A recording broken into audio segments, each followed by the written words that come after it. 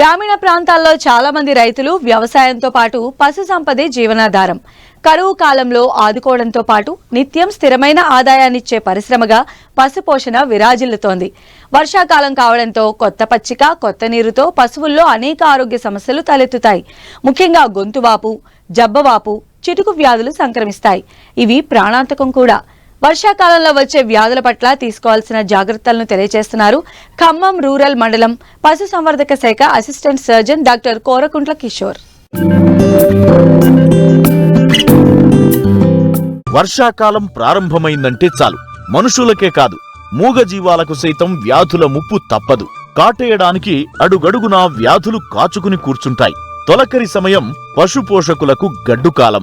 ఈ సీజన్లో పశువులు అనేక సమస్యలను ఎదుర్కోవాల్సి వస్తుంది.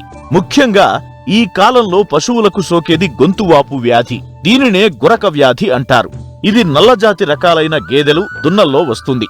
అంటువ్యాధిగా ఇతర పశువులకు సోకుతుంది. కలుషితమైన నీరు, మేత ద్వారా పశువుల్లో రోగనిరోధక శక్తి తగ్గి వ్యాధి బారిన పడతాయి. వ్యాధి సోకిన పశువుకు శ్వాస పీల్చినప్పుడు ఆయాసం వస్తుంది, గురక వినిపిస్తుంది.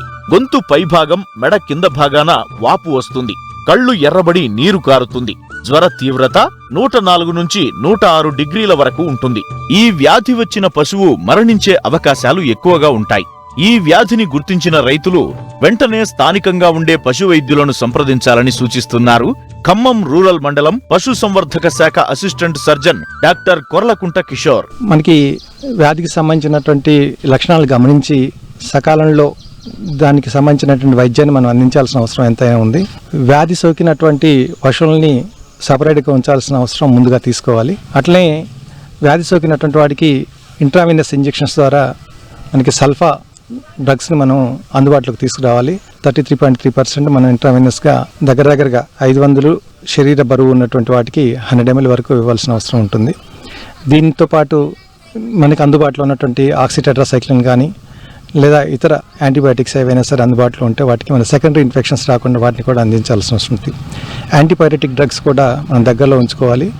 సక్రమంగా రోజు తర్వాత రోజు తప్పనిసరిగా వీటిని అందించినట్లయితే వాటితో పాటు బాగా విసరల్ ఆర్గన్స్ ఏవైతే అంతర్గత అవయవాలు ఉన్నాయో అవన్నీ కూడా ఇబ్బందులు పడతాయి. కాబట్టి వాటిని మనం తిరిగి రెగ్యులర్ ఫంక్షన్లోకి తీసుకురావడం కోసము వైటమిన్ ఇంజెక్షన్స్ కూడా సపోర్ట్గా జ్వరం తీవ్రత తగ్గాక మనం అందించాల్సిన అవసరం ఉంటుంది. అట్నే రోగాన బారిన పడ్డట్టు వాటిని సపరేట్గా ఉంచేసి బయట మేతకు పంపకుండా శరీరాన్ని చల్లటి నీళ్ళతో కడగటం, చల్లటి ప్రదేశాల్లో ఉంచడం, ఇట్లాంటి పనులను మనం చేసుకున్నట్లయితే ఈ జ్వరక రోగాల నుంచి మనం పశువును కాపాడుకున్నటువంటి వాళ్ళం అవుతాం.